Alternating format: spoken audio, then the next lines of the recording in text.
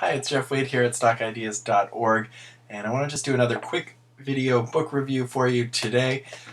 In today's investing book we're going to look at is Studies in Tape Reading by Richard Demille Wyckoff.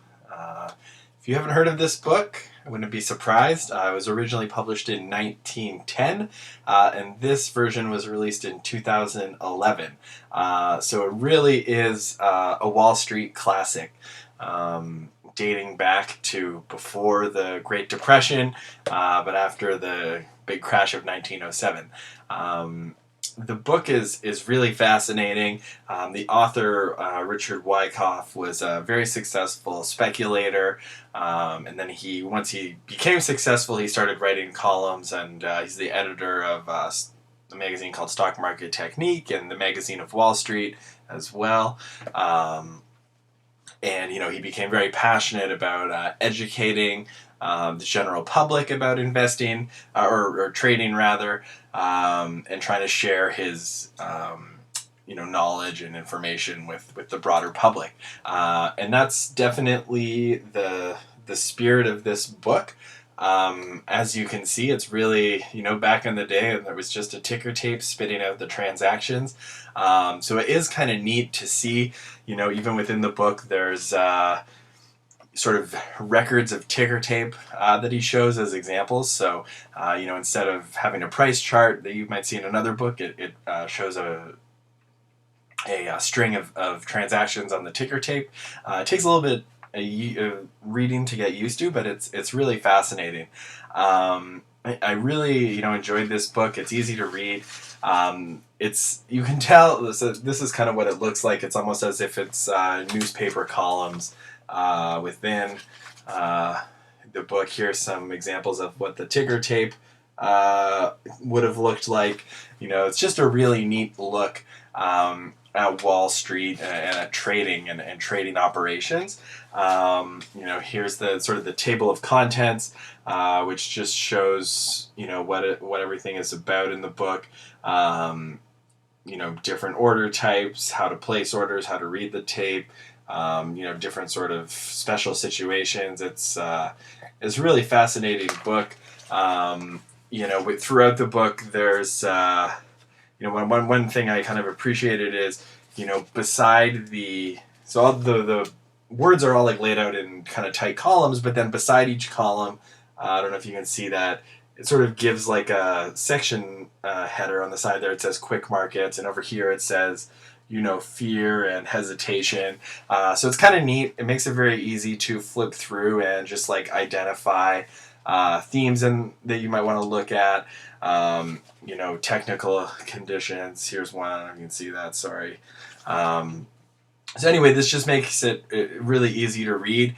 I guess the biggest lesson that I got from this book, which I want to kind of communicate, is that it really hammers home the point that there's no shortcuts in trading and investing, that it's, for literally over 100 years, people have been trying to figure out how to game the markets, how to come out on top, how to be consistently profitable with their trading and investing.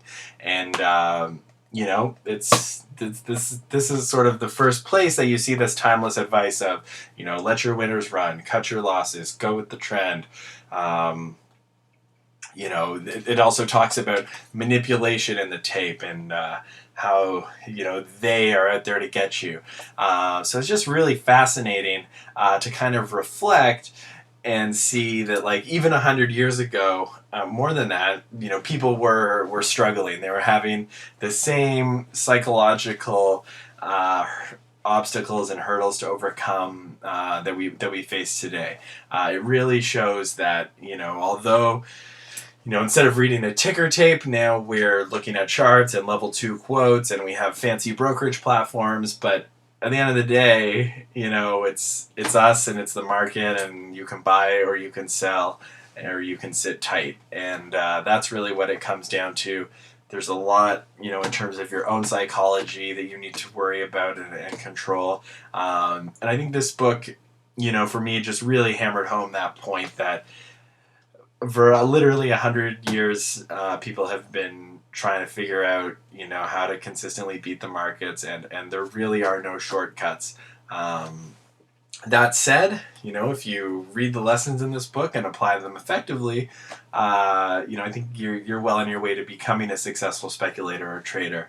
But I thought this book just did a great job of showing how, even in 1909, when the author was writing this book, he's quoting individual circumstances and trades that happened, and the market went against me, and it was manipulated against me, and here's what I lost, and it's just it could have been written a week ago, but it was written 100 years ago. So for that reason alone, I'm happy to recommend Studies in Tape Reading. It's only about 180 pages, I believe, 170 pages, and as you know, the pages are pretty light.